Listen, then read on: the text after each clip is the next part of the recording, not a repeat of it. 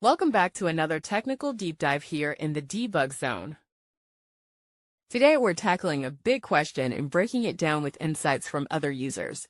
Hopefully this clears up some misconceptions and helps you get the answer you need.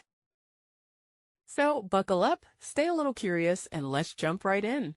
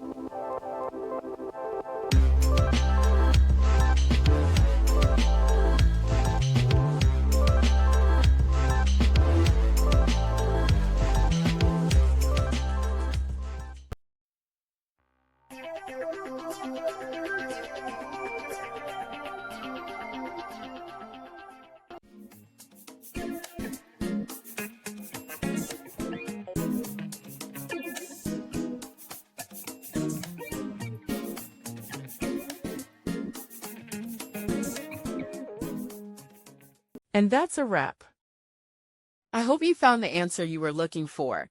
If you did, take a second to hit that subscribe button. It really helps out. And let me know in the comments which solution worked best for you. See you next time in the debug zone.